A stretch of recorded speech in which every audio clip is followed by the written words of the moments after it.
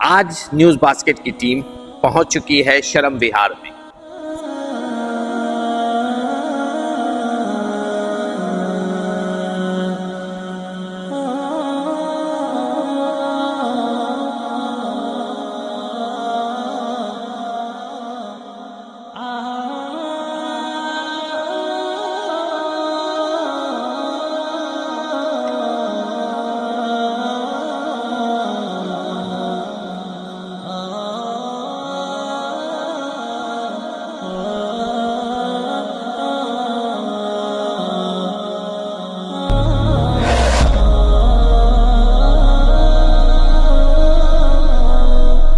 शर्म विहार जो कि एक ओखला का ही एक इलाका है, इसकी एक अलग कहानी है, इसकी एक अलग दास्तान है। चूँकि यहाँ समाज सेवा भी होती है, यहाँ सरकार की नज़र भी रहती है। हालांकि इस पूरे दिल्ली में अभी बाढ़ की स्थिति गंभीर होती जा रही है।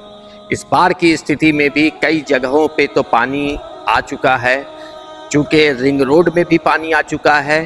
दिल्ली में अधिकतर हिस्सा जो है पानी से लबालब है, लेकिन उस पानी से लबालब में भी ये एक शर्म विहार ही एक ऐसा इलाका है जहां अभी तक कहीं भी पानी का जमाव या पानी का जल जमाव नहीं है।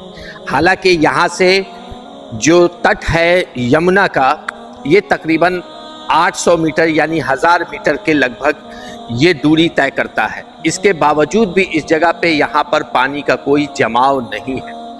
तो इसकी आज मैं आप लोगों के पड़ताल करने न्यूज बास्केट 24 की टीम शर्म विहार ओखला में, जो लगभग शाहीन बाग से सटा हुआ है। तो चलिए आज का सफरनामा मैं यहाँ से स्टार्ट करता हूँ, शर्म विहार से।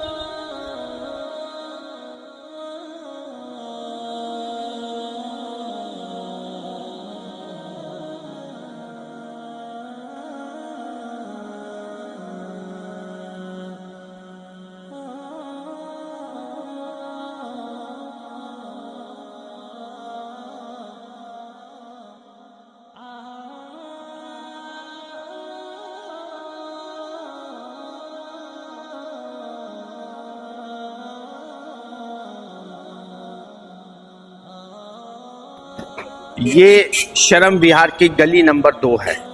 ये गलियों की भी हालत आप देख रहे हैं। यहाँ राजनीतिक त्रासदी से ये पला बड़ा ये शर्म विहार, चूँकि राजनीतिक खींचातानी नूरा कश्ती में इस इलाके को नज़रअंदाज किया गया। ना ही यहाँ कोई सड़क बनाई गई, ना ही कोई स्ट्रीट लाइट लगाई गई। लेकिन इस इलाके की सबसे बड़ी बदकिस्मती ये है कि यहाँ ना कोई बुनियादी सहूलतें हैं और ना ही किसी भी तरह की यहाँ पर कोई ऐसी सहूलत जिससे आम जनता उससे लाभ उठाए। बच्चे खेलते हैं, अपनी ज़िंदगी में मगन रहते हैं ये बच्चे, ये छोटे छोटे बच्चे।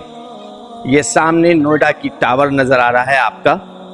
ये इलाका में ना कोई सामुदायिक भवन है, ना ही किसी भी तरह का कोई कल कारखाना बड़ा, ना ही किसी तरह की कोई बुनियादी सहूलतें। ये गली नंबर 4 है। ये गली नंबर 4 की भी हालात वही बताता है जो पिछले हालात थे। एक रोज़मर्रा की ज़िंदगी में यहाँ पर एक कारीगर काम करता दिख रहा है। ये जो है यहाँ लकड़ी के काम होते हैं, पल्ले बनते हैं। कारीगरों का ये इलाका है। कारीगर अपने इस व्यवसाय में मशगूल हैं। 5 तारीख 9वां महीना 2025 जो पूरी दिल्ली में पानी आया हुआ है, मगर एक हमारे शर्म विहार में कभी भी पानी नहीं आया। मगर यहाँ के कुछ लोगों ने, डीडीए ने और एक अमन न्यूज है, उसने हमारे एरिया को बदनाम करा ओ जोन के नाम से, जिसमें ओ जोन में हमारे एरिया आते ही नहीं। हमारे एरिया एफ जोन में आता है। ये देखिए 800 किलोमीटर दूर, ये तकरीबन 3 किलोमीटर दूर नोएडा है। हमारी जमुना ना कभी पानी आया। 40 साल तो मुझे हो गए यहाँ पर विथ पेपर, मेरी रजिस्ट्री है मेरे पास। 40 साल मुझे हो गए, 86 से मैं यहाँ हूँ। तो ये यहाँ बदनाम करने का लोगों ने रीजन बनाया हुआ। शर्म विहार कल भी हमारा डूब क्षेत्र में नहीं आता था, ना आज आता है। और हमारे बाद में कालंदी कुंज गार्डन है, रोड नंबर 13 है। उसके बाद में मतलब वो कालंदी कुछ गार्डन है हमारे पास में, और यहाँ पर बेमतलब में इसे हम लोगों को सताए जा रही है। ये मेट्रो का डिपो है, रात में यहाँ गाड़ियां आती है, मेट्रो सर्विस होती है। और ये देखिए ये बम्बई हाईवे जा रहा है, ये ऊपर देखिए आप बम्बई हाईवे जा रहा है। ये मेट्रो का हमारा उतरता है यहाँ पे डिपो के लिए मेट्रो, यहाँ सर्विस होती है। ये रोड नंबर पीछे मैंने बताया था आपको 13 है, इधर राइट हैंड पे मेरे रोड नंबर 13 है। और इसे मिस यूज में लिया जा रहा है बेमतलब में, जिसमें वो हमारा सरम बिहार का बोर्ड लगा हुआ है। और उसे देखिए आप, एक बूंद पानी, जिसमें हमारे एरिया में, इस एरिया में कोई काम अमानतुल्लाह खान ने नहीं करवाया। 11 साल से वो एमएलए रहे, उसके से पहले परवेज हाशमी एमएलए रहे, उसके बीच में आसिफ मोहम्मद खान एमएलए रहे। इस सरम बिहार में 1 रुपए का काम नहीं करवाया, उसके बावजूद हमारा सरम बिहार में एक बूंद पानी नहीं है। ये शरम विहार की कहानी इतनी दिलचस्प है कि यहाँ के लोग आज भी इस इंतज़ार में है कि यहाँ कोई डेवलपमेंट, यहाँ की कोई तरक्की याफ्ता स्कीम इन तक यहाँ पहुँचे। हालांकि ये एफ जोन में है, लेकिन कुछ ऐसे लोगों ने इस इलाके को बदनाम करके ओ जोन में कर दिया।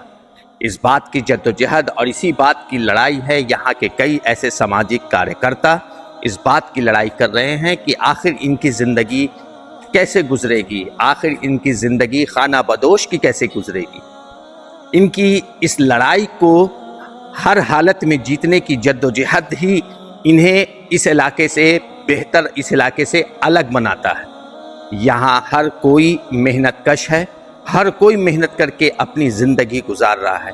छोटे छोटे बच्चे हैं, यहाँ मंदिर भी है, यहाँ मस्जिद भी है, यहाँ हिंदू और मुसलमान एकजुट होकर मिल्लत और मोहब्बत से रहते हैं।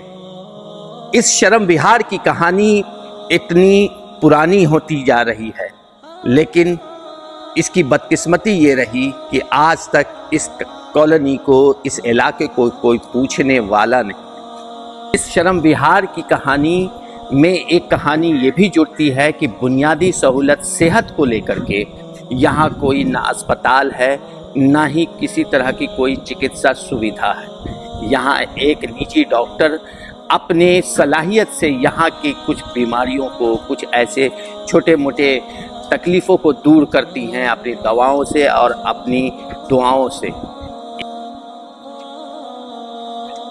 आप हमारी सड़कों को देख रहे हैं कि यहाँ पर कहीं पर कोई भी एक पानी का बूंद नहीं, पानी का कोई नामो निशान नहीं। कारीगर और अपने गैरेज में ये काम करते मज़दूर, ये मज़दूर अपनी मेहनत से रोटी रोज़ी कमाते हुए इसे देख रहे हैं आप। ये यहाँ पर कारों का एक गैरेज बना है जहाँ कारों की मरम्मत की जाती है।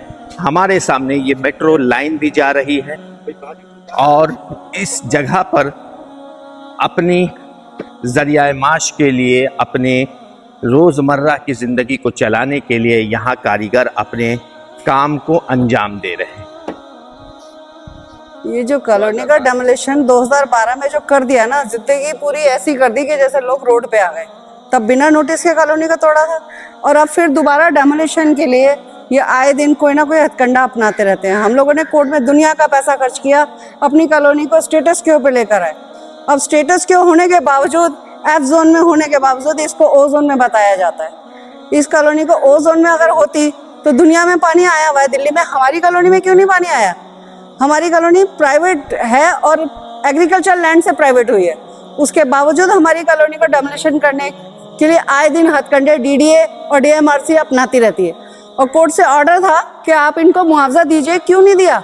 1 साल का टाइम दिया था 2017 से 18 तक, उसके बाद ये आज तक नहीं आए और अब आए तो डेमोलिशन फ्री में करवाना चाहते हैं ओ जोन को लेकर। जब यहाँ आम आदमी पार्टी की सरकार थी और यहाँ के माननीय विधायक जी भी थे, जब उन्हें इलेक्शन लड़ना था तो यहाँ से वोट तो चाहिए था, लेकिन आज भी ये शरम विहार उनकी उस वादे के इंतज़ार में है कि उनका वादा कब पूरा हो। 2012 में जब यहाँ डेमोलेशन का एक दिल्ली सरकार के द्वारा डेमोलेशन करने के लिए एक फरमान जारी होता है, तो ये पूरी तरीके से डेमोलिश कर दिया जाता है। इसके बाद 2017 में जब माननीय न्यायालय ने यहाँ मुआवजा देने की बात कही गई, तो आज इस बात का इंतजार शर्म विहार कर रहा है कि उन्हें कोई मुआवजा मिले, जो आज तक मिल नहीं पाया। ना ही कोई बुनियादी सहूलतें हैं यहाँ, ना ही कोई चिकित्सा का कोई इंतज़ाम है, ना ही बच्चों के लिए कोई अच्छा स्कूल है, ना ही किसी भी तरह का कोई डेवलपमेंट, कोई विकास का कोई काम हुआ है। इसे आज के इस दौर की सबसे बड़ी विडंबना है कि इस जगह पे यहाँ आज भी ये लोग मजबूर हैं, और कि इस बढ़ते आधुनिक दौर में भी ये लोग पिछड़े होते जा रहे हैं। तो इसी के साथ मैं आप सब से विदा लेता हूँ। शर्म विहार की मैं कामना करता हूँ कि शर्म विहार आगे बढ़े, खूब तरक्की करे, यहाँ के बच्चे तरक्की करें। इसी के साथ मैं न्यूज़ बास्केट 24 से सलाम गजन पर कैमरामैन परवेज हयात के साथ।